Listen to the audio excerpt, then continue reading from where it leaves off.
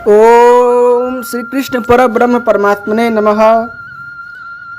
ब्रह्म विवर्त पुराण में जो वर्णित है जन्माष्टमी व्रत के पूजन उपवास और उसके महत्व, वो मैं आज सभी भक्तजनों को बताना चाहता हूँ, जिससे जन्माष्टमी पूजन का जो सारभूत रहस्य है वो सबको पता चले और कोई भी भक्त गलत तरीके से या फिर जो शास्त्रोक्त नहीं है वह पूजा न करे। तो चलिए अब जानते हैं जन्माष्टमी व्रत के पूजन उपवास तथा महत्व आदि का निरूपण, जो कि भगवान नारायण नारद जी को बोलते हैं श्री ब्रह्म विवर्त महापुराण के अध्याय 8 श्री कृष्ण जन्मखंड में। नारद जी बोले, हे भगवान, जन्माष्टमी व्रत समस्त व्रतों में उत्तम कहा गया है, अतः आप उसका वर्णन कीजिए। जिस जन्माष्टमी व्रत में जयंती नामक योग प्राप्त होता है उसका फल क्या है, तथा सामान्यतः जन्माष्टमी व्रत का अनुष्ठान करने से किस फल की प्राप्ति होती है, इस समय इन्हीं बातों पर प्रकाश डालिए। हे महामुने, यदि व्रत न किया जाए अथवा व्रत के दिन भोजन कर लिया जाए तो क्या दोष होता है? जयंती अथवा सामान्य जन्माष्टमी में उपवास करने से कौन सा अभीष्ट फल प्राप्त होता है? हे प्रभु, उक्त व्रत में पूजन का विधान क्या है? कैसे संयम करना चाहिए? उपवास अथवा पारणा में पूजन एवं संयम का नियम क्या है? इस विषय में भली भांति विचार करके कहिए। भगवान नारायण ने कहा, हे मुने, सप्तमी तिथि को तथा पारणा के दिन व्रती पुरुष को हविष्यान्न भोजन करके संयम पूर्वक रहना चाहिए। सप्तमी की रात्रि व्यतीत होने पर अरुणोदय की बेला में उठकर व्रती पुरुष प्रातः कालिक कृत्य पूर्ण करने के अनंतर स्नान पूर्वक संकल्प करे। हे ब्राह्मण, उस संकल्प में यह उद्देश्य रखना चाहिए कि आज मैं श्री कृष्ण प्रीति के लिए व्रत एवं उपवास करूंगा। मनवादी तिथि प्राप्त होने पर स्नान और पूजन करने से जो फल मिलता है, भाद्रपद मास की अष्टमी तिथि को स्नान और पूजन करने से वही फल कोटि गुना अधिक होता है। उस तिथि को जो पितरों के लिए जल मात्र अर्पण करता है, वह मानो लगातार 100 वर्षों तक पितरों की तृप्ति के लिए गया श्राद्ध का संपादन कर लेता है, इसमें संशय नहीं है। स्नान और नित्य कर्म करके सूतिका गृह का निर्माण करें। वहाँ लोहे का खड्ग, प्रज्वलित अग्नि तथा रक्षकों का समूह प्रस्तुत करें। अन्य अनेक प्रकार की आवश्यक सामग्री तथा नाल काटने के लिए कैंची लाकर रखें। विद्वान पुरुष यत्न पूर्वक एक ऐसी स्त्री को भी उपस्थित करें जो धाय का काम करे। सुंदर षोडशोपचार पूजन की सामग्री, 8 प्रकार के फल, मिठाइयाँ और द्रव्य, इन सब का संग्रह कर ले।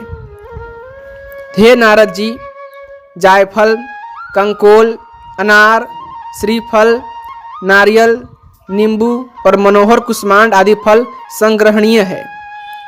आसन, बसन, पाद्य, मधुपर्क, अर्घ्य, आचमनीय, स्नानीय, शया, गंध, पुष्प, नैवेद्यम, तांबूल, अनुलेपन, धूप, दीप और आभूषण, ये 16 उपचार हैं। पैर धोकर स्नान के पश्चात 2 धुले हुए वस्त्र धारण करके आसन पर बैठे और आचमन करके स्वस्ति वाचन पूर्वक कलश स्थापना करें। कलश के समीप 5 देवताओं की पूजा करें। कलश पर परमेश्वर श्री कृष्ण का आवाहन करके वसुदेव देवकी, नंद यशोदा, बलदेव रोहिणी, षष्ठी देवी पृथ्वी, ब्राह्मण नक्षत्र रोहिणी, अष्टमी तिथि की अधिष्ठात्री देवी दुर्गा, स्थान देवता अश्वस्थामा, बलि, हनुमान, विभीषण, कृपाचार्य, परशुराम, व्यासदेव तथा मार्कंडे मुनि, इन सबका आवाहन करके श्री हरि का ध्यान करें। मस्तक पर फूल चढ़ाकर विद्वान पुरुष फिर ध्यान करें। हे नारद, मैं साम वेदोक्त ध्यान बता रहा हूँ, सुनो। इसे ब्रह्मा जी ने सबसे पहले महात्मा सनत कुमार को बताया था। ध्यान कुछ इस प्रकार से है।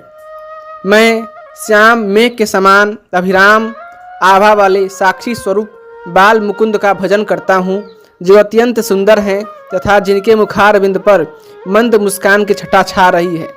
ब्रह्मा, शिव, शेषनाग और धर्म ये कई कई दिनों तक उन परमेश्वर की स्तुति करते रहते हैं। बड़े बड़े मुनीश्वर भी ध्यान के द्वारा उन्हें अपने वश में नहीं कर पाते हैं। मनुष्यगण तथा सिद्धों के समुदाय भी उन्हें रिझा नहीं पाते हैं। योगीश्वरों के चिंतन में भी उनका आना संभव नहीं हो पाता है। वे सभी बातों में सबसे बढ़कर हैं, उनकी कहीं तुलना नहीं है।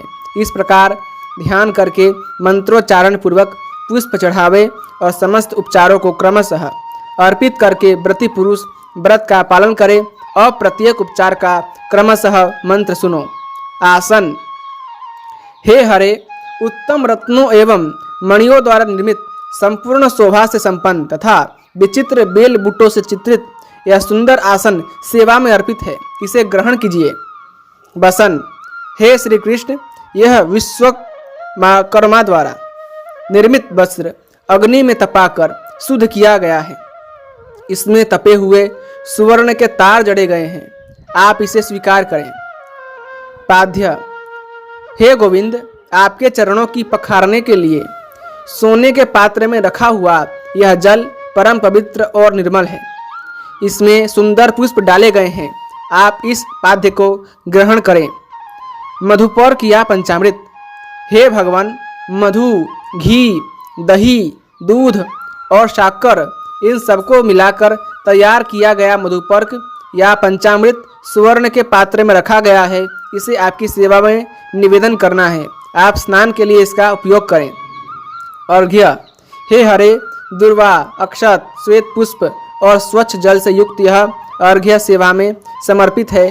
इसमें चंदन, अगुरु और कस्तूरी का भी मेल है, आप इसे ग्रहण करें। आचमनीय।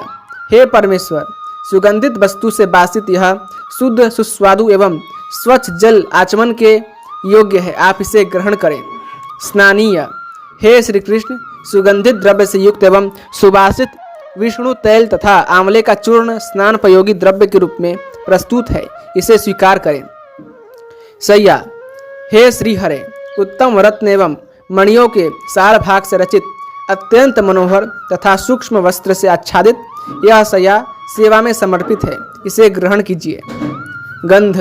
हे गोविंद, विभिन्न वृक्षों के चूर्ण से युक्त नाना प्रकार के वृक्षों की जड़ों के द्रव्य से पूर्ण तथा कस्तूरी रस से मिश्रित यह गंध सेवा में समर्पित है, इसे स्वीकार करें। पुष्प।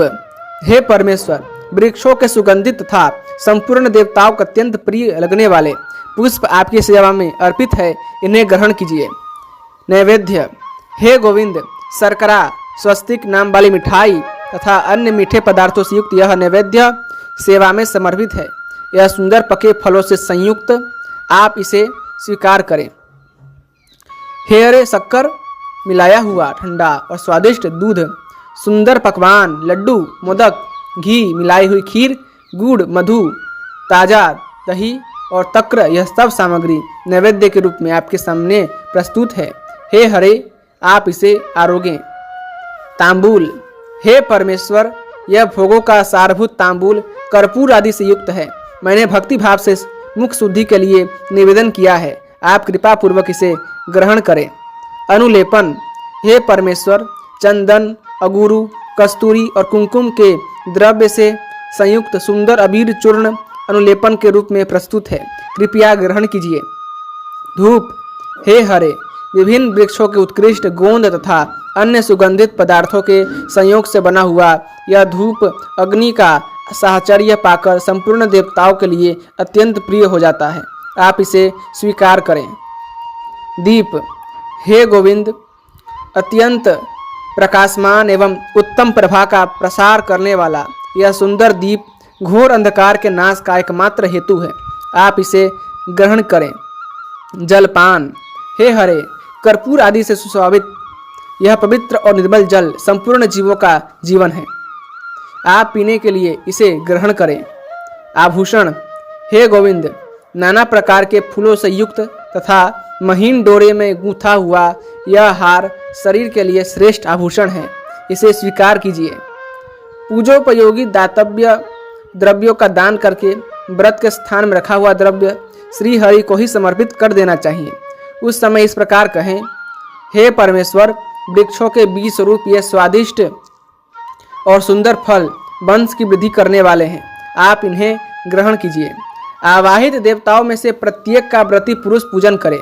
पूजन के पश्चात भक्तिभाव से उन सबको 3-3 बार पुष्पांजलि दें।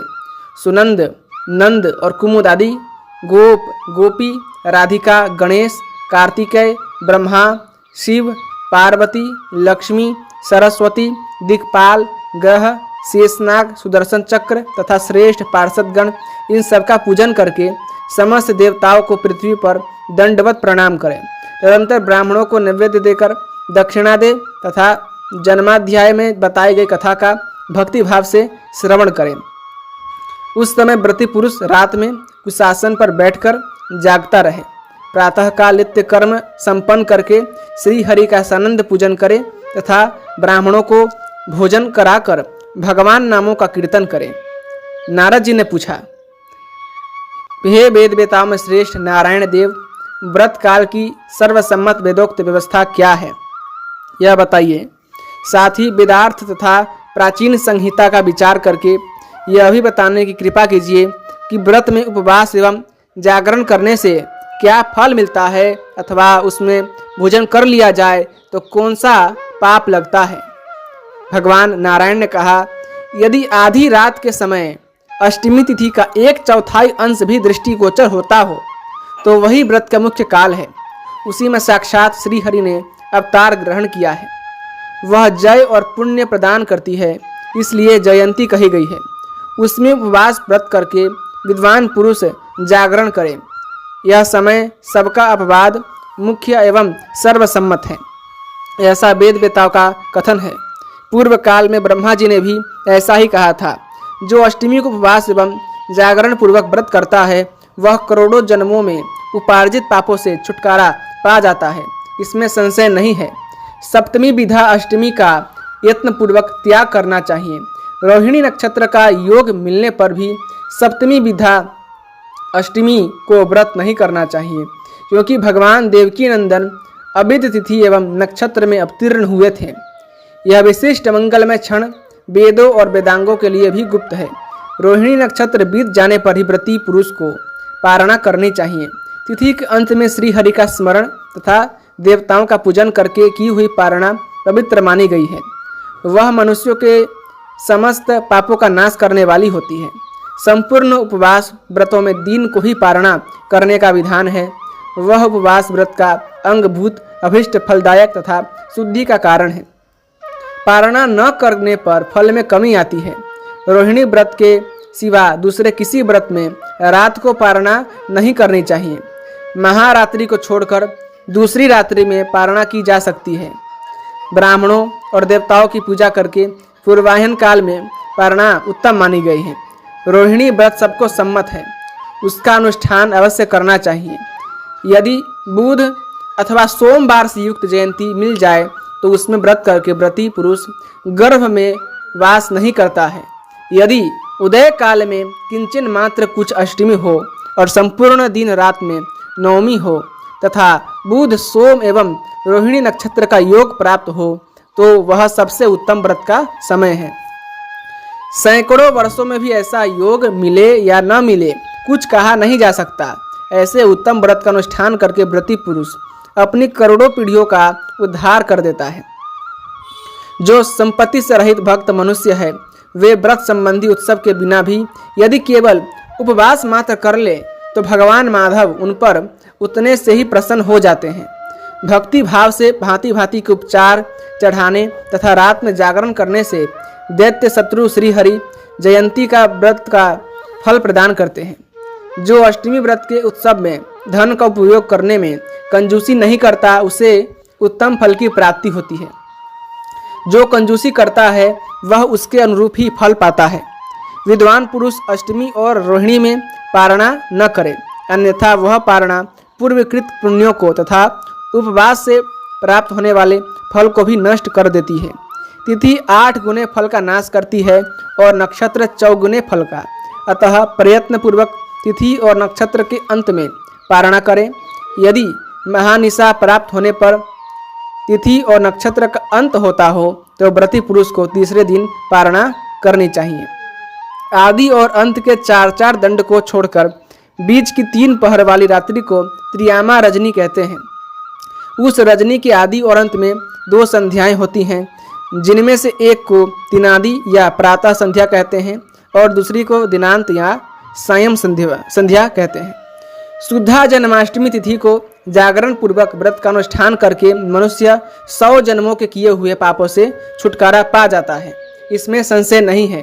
जो मनुष्य शुद्धा जन्माष्टमी में केवल उपवास मात्र करके रह जाता है, व्रतोत्सव या जागरण नहीं करता, वह अश्वमेध यज्ञ के फल का भागी होता है।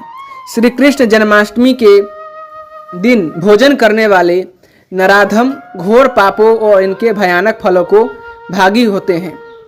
जो उपवास करने में असमर्थ हो वह एक ब्राह्मण को भोजन करावें अथवा उतना धन दे दें जितने से वह 2 बार भोजन कर ले, अथवा प्राणायाम मंत्र पूर्वक 1 सहस्त्र गायत्री का जप करे।